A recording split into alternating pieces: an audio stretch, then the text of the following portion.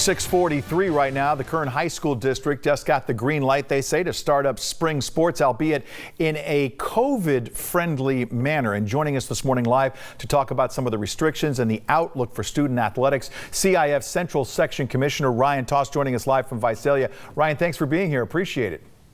Thank you for having me. Let me just ask you this. It's almost been 1 year since this all started. Has this been the longest year of your life?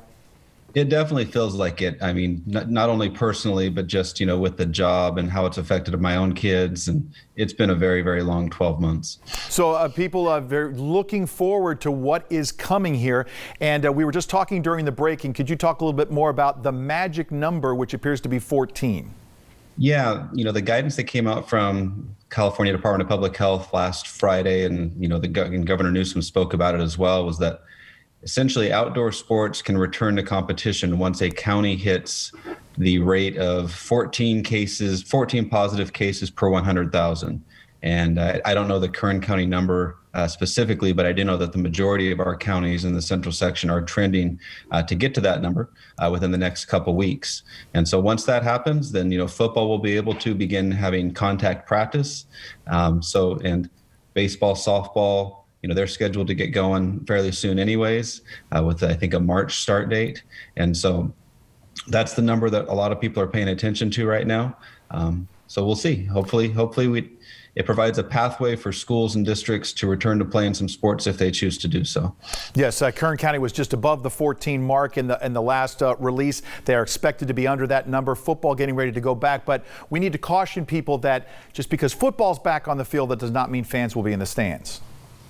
Yeah, correct. The same guidance from the Department of Public Health limits spectators to members of the immediate household only. And as I get tired of saying this with various groups, the caveat always is that a local county or a local school district can be more restrictive.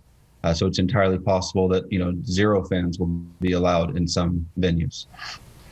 How much of a struggle was it just to put together and follow the state's guidelines when it seems like at times, as we've been rolling through this, things just change at will? It's very difficult at times. As CIF, we're not really involved in the creation of these guidelines, but we're counted on to, share this information with our member schools and a lot of times interpret it.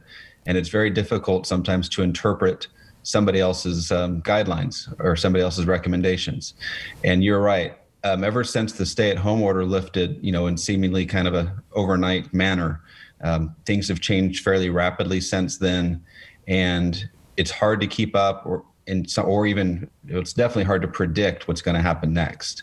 And so our schools, and I know our athletic directors and our principals and superintendents it's a real struggle. They're trying to deal with so many issues besides athletics, but they also realize that athletics is a vital part of a campus.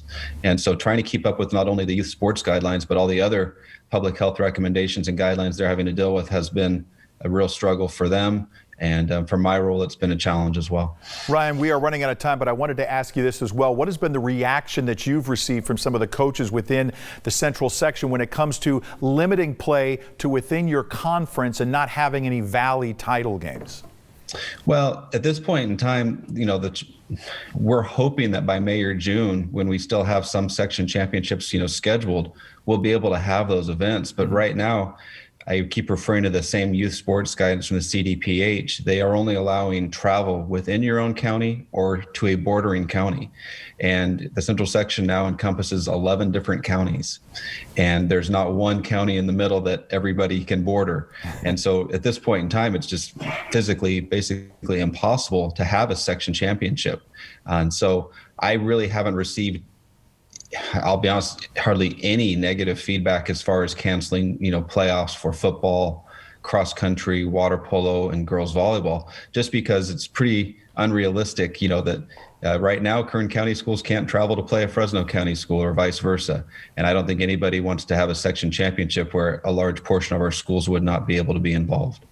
Very good. CIF Central Section Commissioner Ryan Toss joining us live this morning. Appreciate your time, and we'll look forward to talking with you again to see how we progress in the next month or two. Well, it sure will be nice to see some highlights on the news and things like that as well. It'll just be great to see kids back out doing what they enjoy. Very good. All right, Ryan, thank you.